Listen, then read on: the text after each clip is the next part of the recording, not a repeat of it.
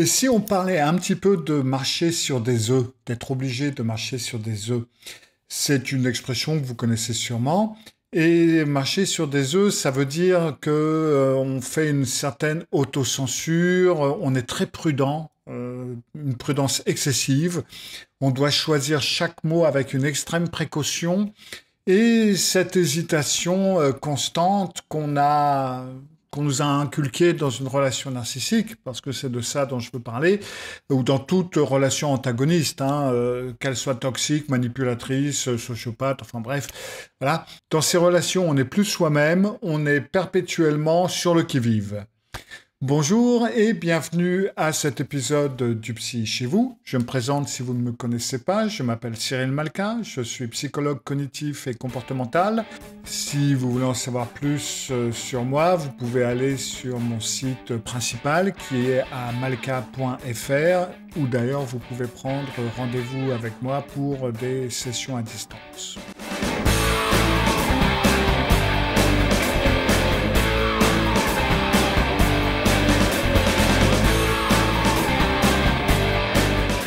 Souvenez-vous de vous abonner et de mettre un pouce en l'air si vous aimez bien la vidéo et souvenez-vous de cliquer sur la petite cloche afin d'être averti quand je mets une nouvelle vidéo en ligne. Alors si on réfléchit un petit peu et si on pense à diverses relations narcissiques que l'on a eues, pensez-y à diverses relations narcissiques que vous avez eues ou que vous avez peut-être toujours dans votre vie. Comment est-ce que vous avez marché sur des œufs dans ces relations ou comment est-ce que vous marchez sur des œufs dans ces relations? Parce que c'est un petit peu différent dans chaque relation. On a presque une méthode par narcissique, quasi. Parce que malheureusement, ils ne sont pas standardisés et on ne peut pas utiliser les mêmes méthodes pour tout le monde. Alors par exemple, je peux prendre mon exemple quand j'étais petit, quand j'étais même jusqu'à l'âge adolescent, avant que je parte de la maison. J'ai quitté la maison, j'avais 17 ans.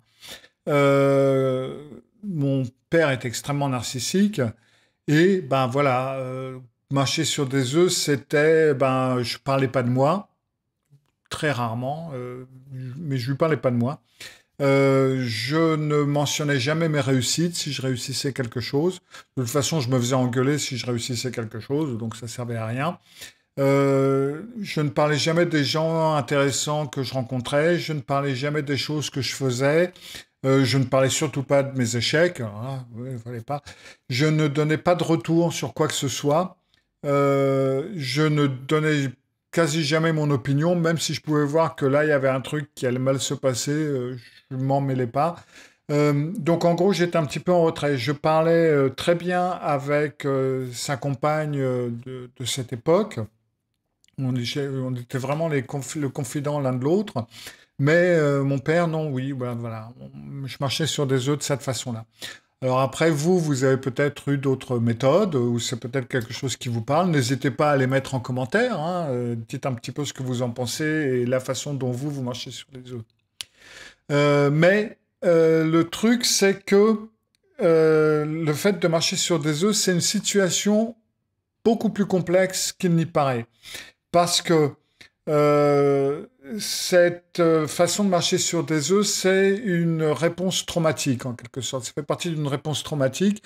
C'est un réflexe pour amadouer l'autre. On essaie donc le narcissique, on essaie de rechercher une forme de sécurité en apaisant. C'est la capitulation. On va faire des éloges, on va faire des flatteries, même si des fois on se sent un peu hypocrite. Mais c'est la façon dont on essaye de gérer ces diverses relations toxiques, nocives, qui peuvent être dangereuses. Et ça, c'est là où est ce qu'on appelle en anglais le catch-22, c'est-à-dire en fin de compte la situation où on perd à chaque fois quoi qu'on fasse, parce que les personnes narcissiques ont absolument horreur qu'on marche sur des œufs autour d'elles. Mais, là où est le problème, on est obligé de marcher sur des œufs autour d'elles. Donc du coup, on est dans une situation où à tous les coups on perd. Parce que les personnes narcissiques, en fin de compte, elles sont extrêmement perspicaces, socialement parlant. C'est comme ça qu'elles peuvent obtenir ce fameux carburant émotionnel, entre guillemets, la réserve de carburant, c'est de cette façon-là dont elles peuvent l'obtenir. Donc elles doivent être capables de lire l'ambiance et de lire l'atmosphère de n'importe quel endroit. Et d'ailleurs, elles sont très douées pour faire ce genre de choses, hein. En tout cas, jusqu'au moment où ils ont atteint leurs objectifs. Après, on s'en fout, quoi, hein.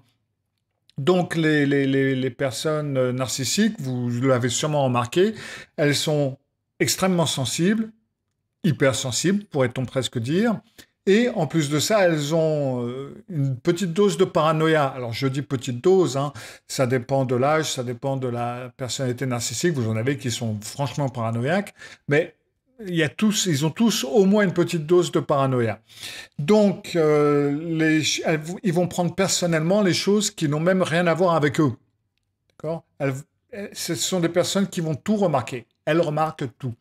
Donc, vous pouvez le croire ou ne pas le croire, mais elles perçoivent vos besoins. Elles savent parfaitement ce dont vous avez besoin, mais du fait où elles n'ont pas d'empathie, elles n'en ont rien à cirer. Donc, elles ignorent totalement ce dont vous avez besoin, à part si ça peut leur servir à obtenir quelque chose de vous. Là, tout d'un coup, elles vont subvenir à vos besoins. Vous avez remarqué ça? Généralement, il y a anguille sous roche, vous inquiétez pas, c'est pas parce qu'il est devenu empathique tout d'un coup. Mais donc, quand il s'agit de marcher sur les œufs, ça illustre bien les contradictions qu'il y a dans ce genre de relation, parce qu'on marche sur des œufs pour éviter leur colère, on marche sur des œufs pour éviter les conflits constants, la manipulation, les critiques, etc. Et on marche sur des œufs parce qu'on est devenu convaincu, en quelque sorte, que nous sommes responsables de ce qui se passe dans la relation et surtout de ce qui se passe de mal dans la relation, bien entendu, hein. Donc, on est obligé de marcher sur des œufs pour éviter ça. Et quand on marche sur des œufs, ça se remarque. Parce que, voilà, on n'a pas une intonation de voix naturelle, nos yeux sont un petit peu plus écarquillés, on est plus facile à surprendre, à sursauter. Et puis, quand on essaye de montrer de l'enthousiasme, etc., ça sonne un peu faux. Alors, ça sonne pas seulement faux dans vos propres oreilles, ça sonne également faux dans les oreilles du narcissique qui se rend parfaitement compte que vous êtes en train de jouer un rôle et que vous êtes en train de marcher sur des œufs. Ou alors, on devient distant. On dit pas grand-chose, on prend une distance, voilà. On se dit, ouais, bon, voilà. Et là, dans ce cas-là, ça va pas non plus, parce que, pourquoi tu es aussi distancié que ça? Qu'est-ce qui te passe? Qu'est-ce qui t'arrive? Pourquoi tu viens plus à côté de moi? Pourquoi je peux rien te dire? Enfin bref. Donc, vous voyez, c'est problématique, parce que les personnes narcissiques vont voir que vous êtes prudent, vous êtes excessivement prudent, et ils n'aiment pas ça, parce que, bon, franchement, quand on marche sur des œufs, c'est parce qu'on sait parfaitement que l'autre, il est incontrôlable, il est débile, il est bizarre, ils sont difficiles à vivre, quoi, on peut rien lui dire, et en fin de compte, il le ressent, ça. Et donc, les personnes narcissiques, elles se voient comme géniales, agréables, faciles à vivre, bien organisées, intelligentes. Il n'y a rien qui cloche chez elles, bien entendu, tout va bien. Les seules personnes où il y a quelque chose qui cloche, c'est tous les autres. Et donc, elles n'aiment pas que on agisse de cette façon-là, parce que pour eux, on sous-entend qu'elles sont bizarres, folles, voilà, etc. En gros, il va vous dire non, mais arrête de me traiter comme si j'étais totalement con, quoi. Je suis pas totalement con. Et là, ça peut être vachement difficile de dire, en fin de compte, si, on peut rien te dire, quoi. Tu montes sur tes grands chevaux, qu'est-ce que c'est que ce truc-là? C'est pas vrai. Enfin bref. De toute façon, ils ne veulent pas être traités de la façon dont on doit les traiter, parce que c'est des bombes à retardement on ne sait jamais quand ils vont exploser. Donc, de toute façon, la personnalité narcissique veut des conflits avec vous. Elles sont antagonistes de leur nature, et donc elles vont toujours rechercher une forme de conflit, et vous allez toujours entrer en conflit tôt ou tard avec une personnalité narcissique, pour tout, n'importe quoi et rien du tout. D'accord? Et en fin de compte, quand vous essayez d'éviter le conflit, eh ben c'est là où vous démarrez un conflit. Ne serait-ce que de leur dire, bon, écoute, je ne veux pas démarrer un conflit, mais est-ce qu'on ne pourrait pas faire ceci ou cela? Qu'est-ce que tu veux dire par pas démarrer un conflit? Est-ce que c'est qui démarre le conflit? Moi, je ne démarre pas de conflit.